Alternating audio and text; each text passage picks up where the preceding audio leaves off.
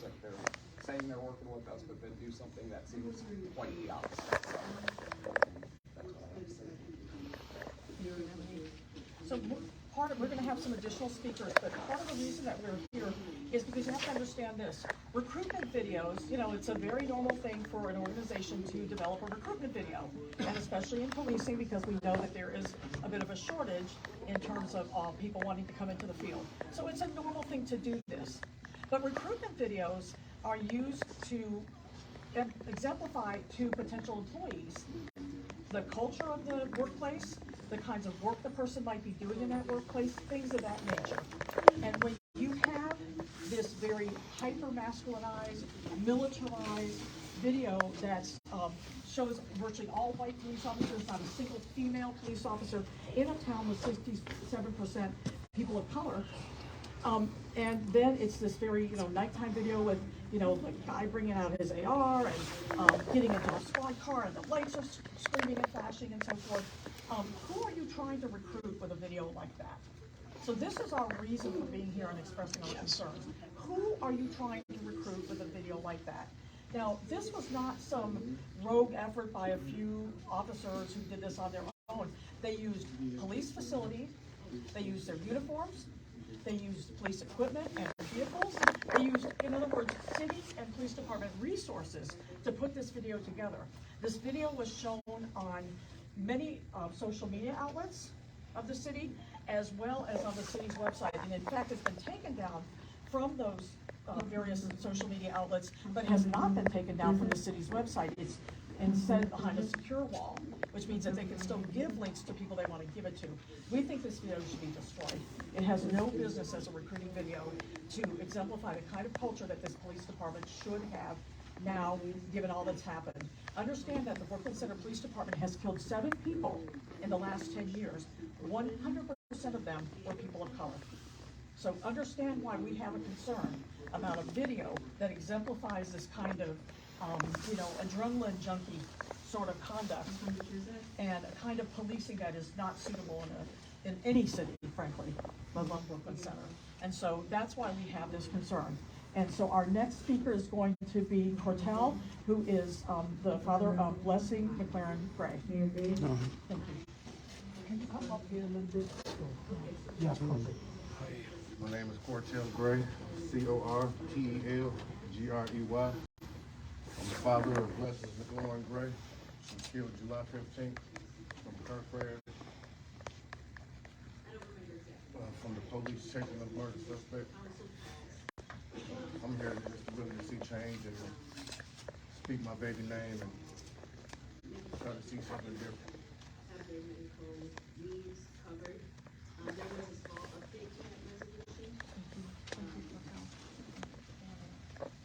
We have one last speaker, and that is Andrew Lewis with Communities United Against Police Brutality. Andrew. My name is Andrew Kleiss. Come up and Sure. My name is Andrew Kleiss, K-L-U-I-S. One of the observations I make is that in this imaginary scenario that they're using to recruit, everything I see is actually legal. It's illegal to own guns in Minnesota, including handguns. It's legal to have those handguns even uncased in the back of the trunk. And it really makes me wonder, what is this police department's commitment to following the Bill of Rights and respecting the Bill of Rights? It's something that the officers swear an oath to, and it does not just apply to white people. We all have the same rights, and we should expect police officers to really consider those and adhere to them. wait, and I'm sorry, we do have one last speaker, and that is Monique Johnson, mother of Howard Johnson. My name is Monique Johnson, M-O-N-I-Q-U-E, Johnson, J-O-H-N-S-O-N. I am the mother of Howard Johnson, who was killed December 5th by the St. Paul Police Department.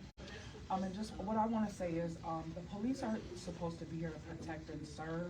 Like, they're supposed to make us safe, not for us to be more scared than we are.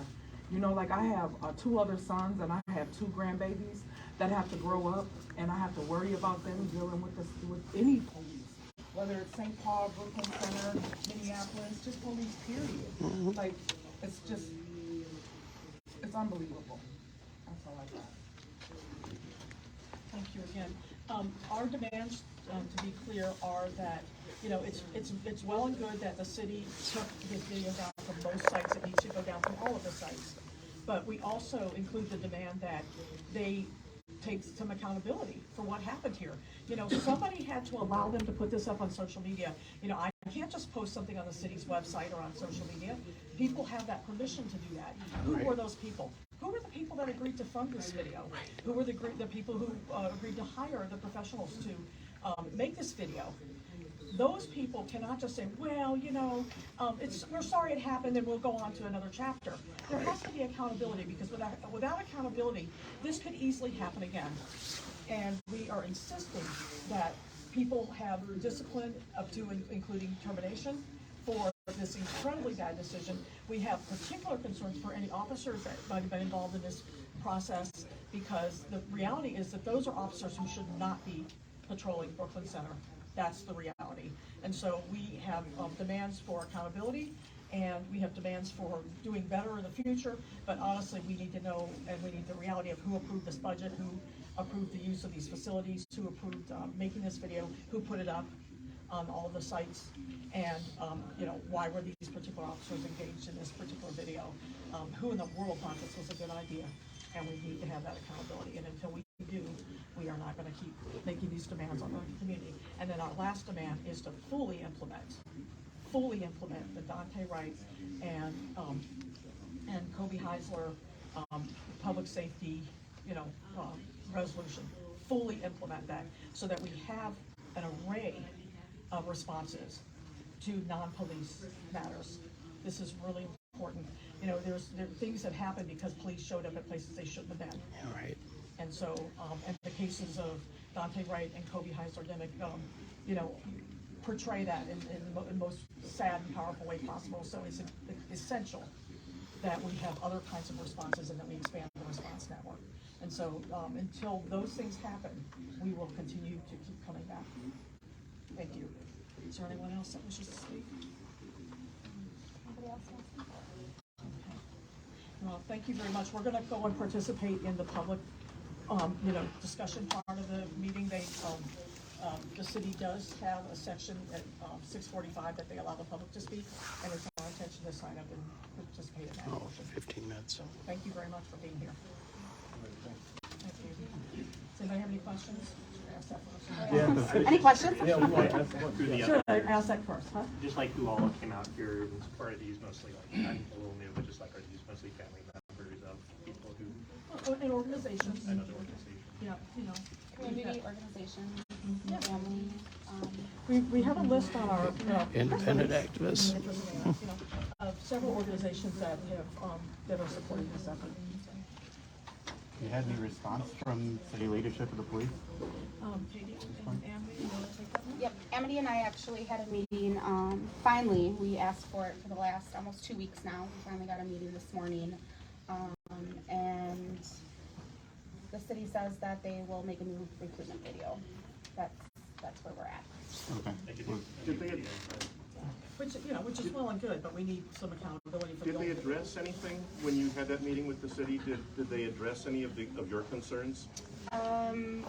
No, unfortunately, a lot of our concerns are, we have to put in a data request in order to get that information if we're even able to. That's completely ridiculous. Right. You know, there's a concern, why would you Shows. ask the community to write a formal data request to have their questions answered, just to have mere answers to your questions?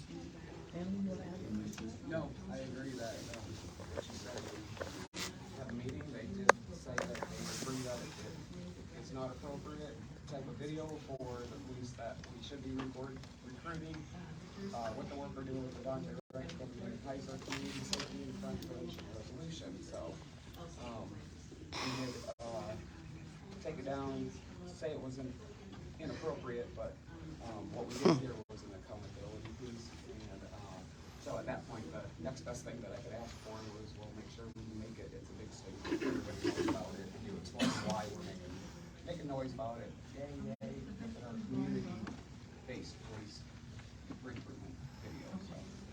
What kind of accountability do you want?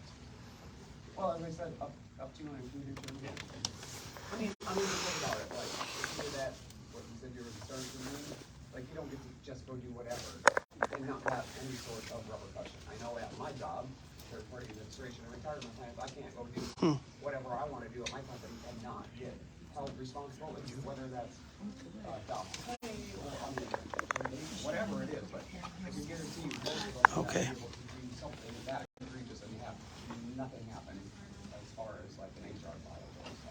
I guess my question would be, as a community member, would you want a police officer pulling you over that thought that that video was okay? I wouldn't trust it. I don't want a police officer that made that video that felt like it was okay to pull my grandson over, to pull my children over. So I personally think that it needs to be up to termination, because those aren't the type of police officers that we need in our community. We need police officers that we can trust. We need police officers that we can trust if our kids have interactions with them, that they're gonna come home alive. And that's what we need. And that's why the change needs to be made. Katie, I also like to piggyback and have also message to family members. We've all seen this footage of the police making such an egregious video like this.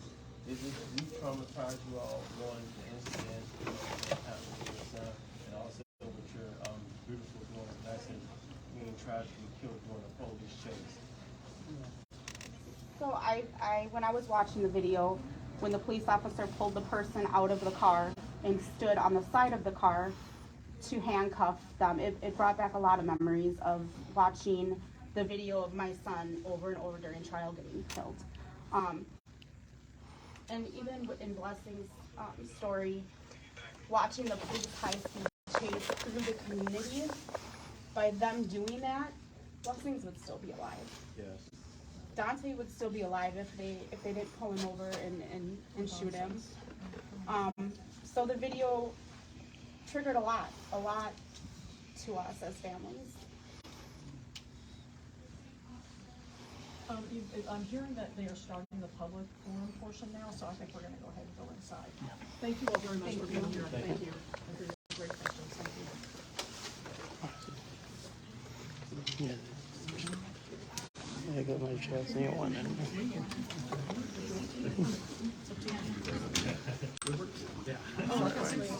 Yeah, shoot.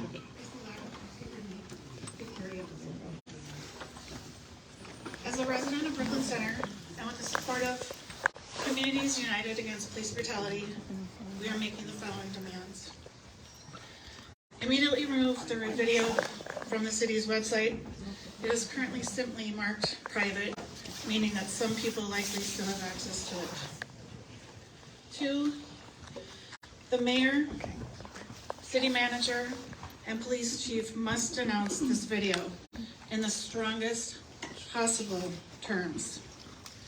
3, those individuals responsible for making the video and posting it on the city's website and social media, including police department accounts, must be terminated as unfit to serve on a police force. 4, People are trying to get through. all provisions of the Daunte, Wright, and Dimock Heisler Community Safety and Violence Prevention Act must be immediately implemented with adequate funding and staffing Yeah, I might as well. to ensure success.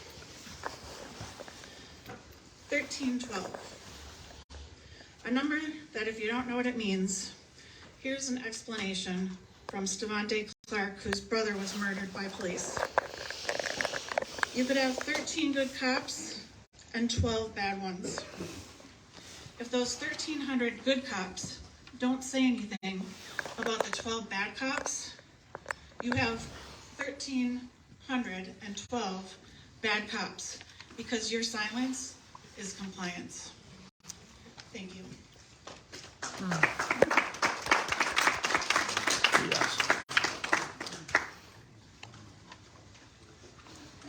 Madam Clerk, do we have any other people that would like to speak tonight? Yes, Cynthia Woods. Cynthia Woods, please come up to the podium.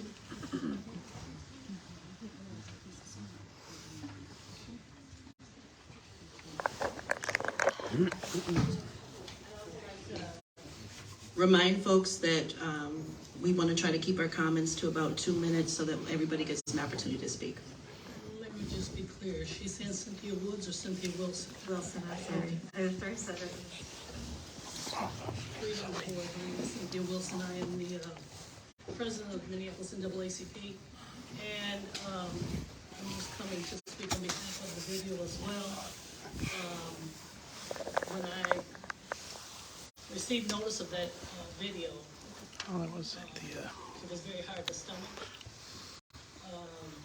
So I immediately wrote a letter, which was disseminated to, I believe, Dr. Edwards, and we're thankful that you immediately took it down. And thank you for having discussion with me the other night. However,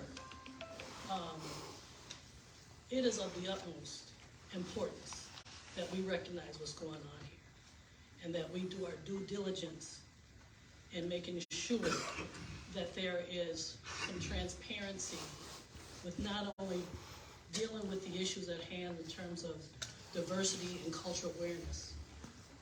There's a huge lacking, and if we sit here and we look around this room, we understand what's at need here. So not only do we denounce this video, but we seek immediate training to these police officers.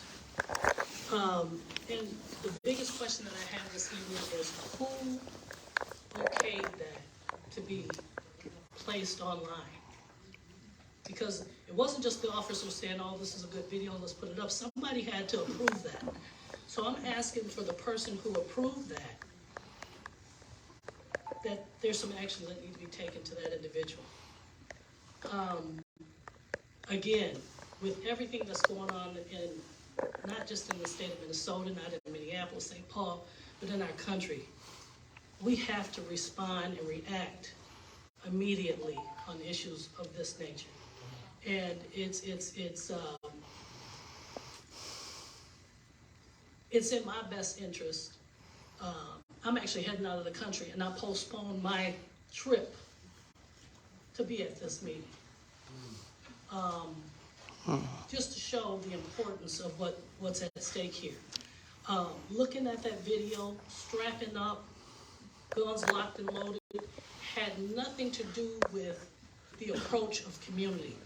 It had no look of community. There was not a person of color, black, brown, pictures in that video. What I saw is racism, discrimination, the Klan. I mean, I saw so many things when I seen the video that it pierced anger was my initial response. And then I said, you know what? I'm going to pause this trip and go over to Brooklyn. And I've never even been in here. And it's nice to see a little sprinkle of diversity in here. No, it is. That's not in any disrespectful way. But where there's diversity, there has to be some accountability. We're not in these positions to look cute. We're in these positions to make change. That's right. And sometimes making change, brother, you got to put on the big draws. Mm-hmm. You're in these big positions, it's time to step up and do the job. No more washing hands and acting like you're doing the work. And pay the cost to be the boss.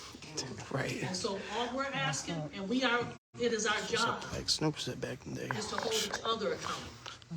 And the only way that we're going to get change and significant change is if we do it together. And I'm not saying do it tomorrow, because I know change takes time. But it ain't going to take 3 years. And it sure shouldn't take a month.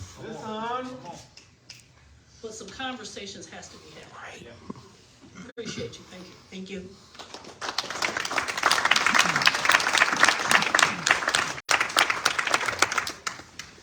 City Clerk, was there another person that said they'd like to speak tonight? Yep. Lori Moore.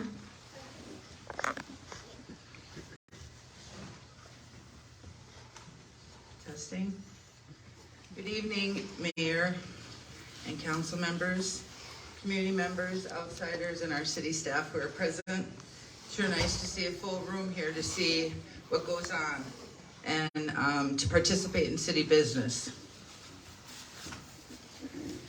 I happened to be up late last evening, and I happened to see CNN, the fall of a great mayor who was Giuliani during 9/11. And the fall of him, as most of you have probably seen. John Avalon was actually a speechwriter back in the day. He said something that stuck with me. And for those of you who don't know my history, I grew up in a public safety with no community, with no diversity. My dad was the fire chief, his best friend was the sheriff. One thing they both talked about was respect of all. And it hit me about 11:58 p.m. Quality of life is key. Public safety is essential. If you get those things right as a city, 1,000 things can go right. Some points I want to make. One is that our new police chief, Kellis McDaniel, has instituted what I call data-driven around the work of our BC Police Department. Daily crime statistics, results weekly, reports, and talking about successes and room to grow. The other thing that I heard the chief say after he was sworn in right here by his son and pinned by his son, training, training, and more training. This man at 55 decided, oh no, I'm not going to retire like most police officers. I'm going to go over and be the police chief in Brooklyn Center. And for that, I commend him. And I believe, yep, he is in the audience. Every job requires training. But one thing I will say is that there are few jobs where every encounter is about life or death. One is a doctor, right? One's a firefighter. One's EMS. Many of you watch football, saw what the EMS, who are the lowest paid on that football field, did for Hamlin of the Buffalo Bills. And who's the other? Police officers. Those four, and unless someone can add someone, every single encounter they have is about life or death. First call, first response, first result. Another thing Chief McDaniel has talked about is engagement. The mayor has been involved in that. I would keep wanting to say Mayor-elect. Mayor Graves has been involved in engagement activities, including community circles in diverse areas of Brooklyn Center and businesses. We have assigned sergeants in all precincts that are trying to get going and have been, except that we have been down 15 officers for I'm not sure how long. We have lost some, we've gained some. Not sure what our current stat is, and I'm sure Chief McDaniel could tell us later. We have assigned sergeants in each, I call them precincts, but there are neighborhoods, right? Here in Brooklyn Center. We have 3 commanders with their own specialty areas dedicated to the city. And 1 chief, as I said, who's still at 55, wants to lead this great police department here in Brooklyn Center. The other thing they've instituted in terms of engagement is neighborhood meetings. I attended quite a few this summer, and they were there at every meeting answering questions of our residents of Brooklyn Center who attended. The other thing that Chief McDaniel, that I'll say again and again, I've attended a variety of events that he has been present, is accountability. I think Lori Bartell said the same word, accountability. We have a chief, we have commanders, we have sergeants, we have officers, we have CSOs, we have support staff, and they are all, every single one of them, responsible for their actions. Every action they take are consequences. Just like everyone in our own positions, those of us who still work, have responsibilities when we mess up, make a mistake, don't say something right. We have a policy and procedure for everything, and so do they. And Chief McDaniel and his leadership team will continue to do that and grow. And I believe that some of the engagement work that has happened will continue to really blossom. We have some other commissions here in the city and Emerging BC and others who are committed to that as well. And a lot of them have a lot of diverse individuals from Brooklyn Center. So that's one thing I say is that what I care about is when my kid and I are walking dogs, okay? In my, I can't believe this. If my kid was here, she'd say, "What the hell, Mom?" Anyway, when I'm walking my dogs on the south end, I didn't want to get hit by a drag racer or hit by the 100 bullets that were across from my literally across the corner at 55th and Bryant. Everyone here knows where I live. So again, I want public safety for all of us, and I want it done right. And I want us to engage all, and I want everyone to be treated fairly when they do something wrong, when they're in our city. Thank you for your time. Thanks for letting me go over. Thank you. Clerk, was there another person signed up to speak? Yes, there is. I'm sorry, I was hoping that I could speak even though I didn't sign up because I wasn't where I needed to. We'll wait until after the people that have contacted the clerk, and then you'll get a turn. Thank you. Next is Alfreda Daniels. Alfreda Daniels.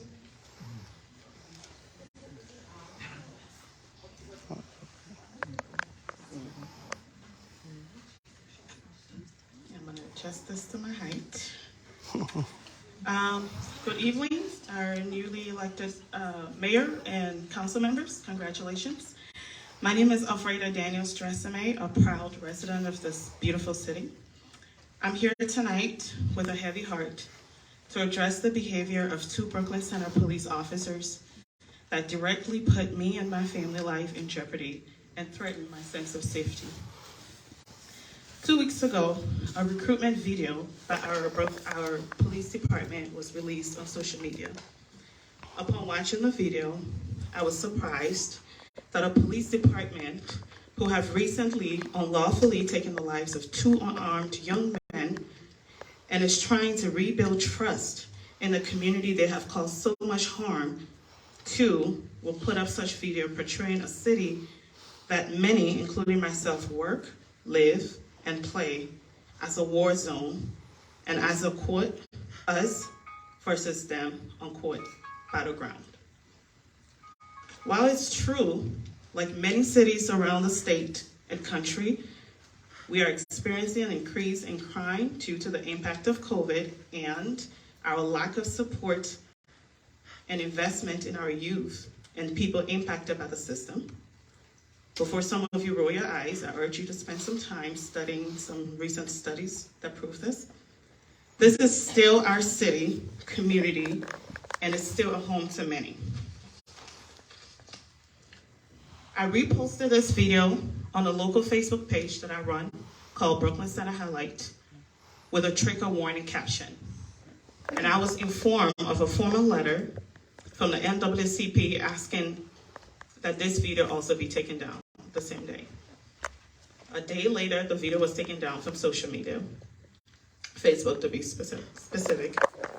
However, a Brooklyn Center Police Department officer, Officer Ellen Savosa, known as Elsa on social media, took a screenshot of my post and shared it in a Crime Watch group and a Blue Lives Matter group on Facebook, on Twitter, and labeled me an agitator and a non-supporter of police.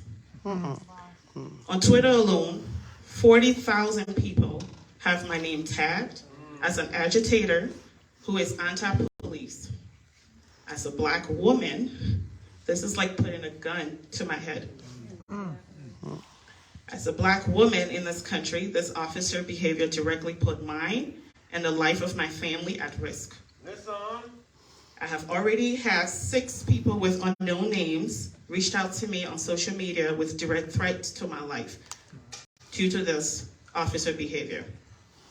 Due to this, I have invested in private security for my family and myself. The city will be getting a bill, by the way.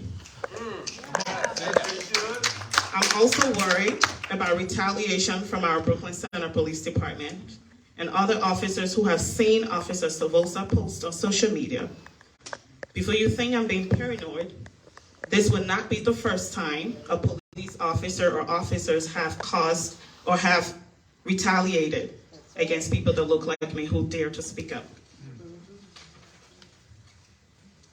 Another officer who's a former Brooklyn Center Sergeant, Courtney Becker, with a fake Facebook name, Corey Nope, who is currently contracted by our police department. Sergeant Becker suggested on social media, and I quote, "Afraid I'll probably show up at the city hall yelling with a gun and threatening them, laugh out loud," unquote. While this may amuse her, she suggested I have a weapon and I'm violent. Facebook has different characters, and with a member of our Brooklyn Center Police Department making such statement can be taken as fact and thereby directly putting my life again and that of my family at risk. These are behaviors of people whose job it is to protect me and my family, and the city is doing and they're doing the direct opposite. I'm here tonight to ask the council to send a serious message to our police department that such behaviors are unacceptable. I have everything I have mentioned documented, and I'm currently speaking with a lawyer about possible next steps. Since this incident, I have not been comfortable driving around in my vehicle in Brooklyn Center. I'm terrified to leave my home with my family. My young child doesn't deserve to have her childhood activities interrupted due to the action of police officers who should be protecting her. Tonight, I'm asking that these two officers be suspended immediately and a public apology rendered and a retraction of their statements on all social media platforms they shared these hate messages. That will be a step in the right direction to send a message that behaviors like these are unacceptable for members of our police department. These officers and those like them are the ones creating a hostile relationship between our police and our community. They have no reason to serve in a role like this one. I will also like to make a formal data request to know if these behaviors are happening during their work time. I couldn't find a data request form on our website, so if it can be emailed to me after this, I'll greatly appreciate that. Thank you for listening. Thank you.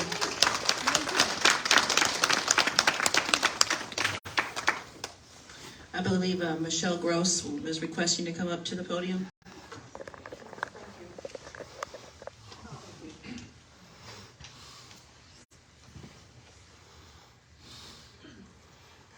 Mayor, council members, Dr. Edwards, Mrs. Sushi, I appreciate the opportunity to speak, even though I hadn't signed up to do so, and I'm going to speak briefly. We all know that it's completely normal conduct for an organization. Thank you. It's completely acceptable and normal conduct for an organization to make a recruitment video. These are things that businesses do all the time and other hiring firms do all the time. Nothing unusual about that. What the purpose of those videos is, however, is to show the potential employee the culture of the organization, to show them what it might be like to work in that organization, and to probably get them excited to potentially apply to work in that organization. This video, the reason that we have concerns for it is that it was hyper-militarized. It was filmed at night. Very specifically, it was filmed in a way that was to sort of grab the attention of what I would call, adrenaline junkies. Yep, I mean, people right. that are interested in being in a hyper-militarized environment, all male, and very scant, if any, people of color. And this is a community, as you well know, that is 67% people of color. So it's outlandish that you had almost all white officers in that room. And moreover, that the city's resources, the city's facilities, uniforms, guns, squad vehicles, and so forth were used to make this video. That tells me this was not something that just a couple of guys in the department got together and decided to do. This was Right. something that was sanctioned by some individuals in the city. You know, Definitely. you cannot just use your boss's resources and make these sorts of videos on your own. And so this shows me again that there was something sanctioned about it. Further, this video was then placed on social media as well as on the city's own website on the police page. And so somebody had to say, yes, it's okay to put this up on this page. You know, I can't just go and publish things on your pages or on your social media. Someone with permission had to do that. And what we've asked Right. for, and we recognize and appreciate the fact that this video was taken down. We appreciate that. However, I will say on the website, it's not all the way taken down. It's just behind a security seal, which means it can be given, the link can be given to people who wish to look at it. And so I would say take the thing all the way down. Right. Destroy the video so that it's never used for any reason. And more than that, hold to account the individuals who were involved, not just in making this video, but in giving the permission and placing it on the As I said on social media Facebook, it's web an pages. abomination. Until those things are done, you know, then if you have no accountability, these things can happen again. It's important for people to have accountability, you know, and then beyond that, I would say, continue the work of implementing the Daunte, Wright, and Kobe Heisler public safety, you know, should have been resolution. implemented. Because you are at the precipice of creating a new model 2 years. of public safety that's safe for everyone. Public safety can't just be about white folks like me feeling like, oh, as long as you keep those people under control, I'm okay. It can't be about that. It's got to be about everybody feeling safe. And the Daunte, Wright, and Kobe Heisler resolution is exactly about that. And so I urge you to finish the job of implementing that and expanding your response network so that police don't have to go to every kind of call, that they can go to calls that are appropriate for police. And then beyond that, talk about that culture that's happening in the department. What kind of a culture is it that allowed such a video to be made? And how do we root out those individuals who perpetuate that culture? Thank you. Thank you. Yep. Say that. Say that. All right, we're going to take one more comment. One more comment. Julie.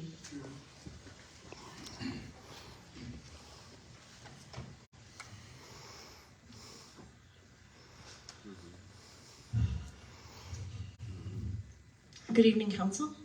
Thank you for the time this evening. I wanted to welcome our new council members and also extend a congratulations to April regarding smashing through another glass ceiling.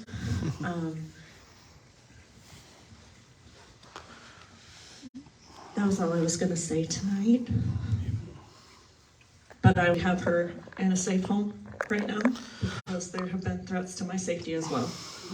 I want to echo Alfreda's concern. I will be going, I'm not even going to say where I'm going tonight, but there are legitimate concerns that are happening. But I want to ensure that Miss Alfreda is heard. Nobody should have to be afraid of the people that are supposed to protect you. Say that. And there are a lot of people right now who live here who are terrified, including myself and my kid. We got your back, Julie. You're not the only one. There's many of us. Got your back.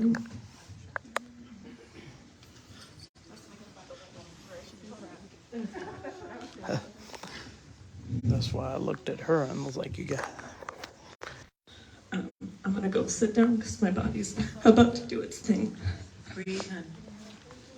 Breathe. I'm gonna need help getting out of here. Sorry, I just need a chair. Just wheel me out.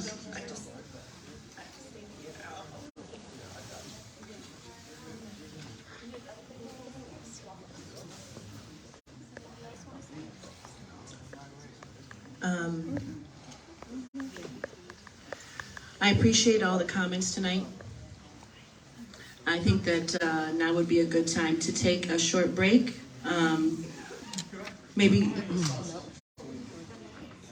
Do we have more comments after the break? I'm going to say that after the break, we're going to get started on the formal council meeting. I think it would be really important to have more comments. I hear that, and this is there's what also community other looks ways like. to be heard beyond just at the council meeting. Everybody has emails, phone numbers that you can reach out to. Yeah, they don't respond. Motion to close public comment? Same for Make a motion to close. when I'm calling people on the state level. They don't respond. I have a comment myself. But if I'm saying that we're going to stay on track with the meeting, because this is not the only important item to discuss for the city. I have responded to every email or phone call that I received. I'll say this before we close. When I saw the video, I wasn't happy about it either. I didn't like it, and I totally understand why people were upset about it. I also think that we still do need to recruit police officers, but we definitely want them to be the kind of police officers we want to serve our city. I didn't know about the video until people posted it and brought it to my attention. No one on the council approved that video before or recently, right? It happened kind of over the holidays when most people were out of town. I also know that it didn't go through the city manager, that it was a decision that was made within the police department, and that we weren't happy about that, which is why, when it was brought to our attention, it was taken down. We want to work with our police department to understand, so they can understand why that video was wrong and why it was triggering and harmful to our community. There is still a lot of work to be done. I have every intention of continuing it with the implementation committee and with any other community member that wants to be a part of that work. I will say this, I don't think that canceling folks or firing folks, unless it's an extremely egregious situation, I think, an example of that might be, doing things like posting someone's personal information on Facebook, right? But the video itself, making it, I think some of that might be a lack of perception, right? Their perspective, having been indoctrined in police culture, is not the same perspective as me, is not the same perspective as Katie, right? So I don't necessarily think that the intention was to create harm when they created it. What? In my opinion, right? That's my opinion. That being said, it did cause harm. So how do we rectify that? Is the answer to just completely cancel and fire anybody that made a mistake? No. I don't think that it necessarily is at that level that needs to happen. I think there's learning that could happen. An obstacle is also an opportunity, right? So to continue to build this work, we have to build relationships. And if we completely cut off relationships at the first sign of a mistake or a disagreement, then we're stopping all of us from the progress that we're trying to make. That's my perspective. I will continue to have these conversations as a council, with the city manager, with the police chief, and it's not going to happen overnight. It's probably not going to be perfect in a month, but we're all committed to continuing to do the work. And it's a lot easier when we can try to give each other a little bit of grace and love each other, come from a place of love, right? So that's my perspective. I know there's a lot of voices in here that want to be heard, but there's also things that need to be discussed in the city that go beyond just policing, and they also affect our public safety, right? Though these issues are not existing in silos, they're interconnected and intersectional. I'm not here to try to cut anybody off. I'll be happy to make myself available. Like I said, I have business cards, I have a new cell phone number, I have a new email. I'm happy to meet with anybody one-on-one. But for tonight, this is also an occasion to celebrate the new leadership. And I have my children here, my father here, my mother here, my brother here, some of my best friends here. And I would also like to go ahead and get sworn in tonight as the first Black woman mayor. So, on that, I'll say, I entertain a motion to close public comment. And that's just because he's a personal friend. I make a motion to close the public hearing. I second. Madam Clerk? Councilmember Jerzak? Aye. Councilmember Craignis? Aye. Councilmember Lawrence Anderson? Aye. Mayor Graves? Aye. Motion passes 4-0. Public Open forum is closed. Thank you. Let's take just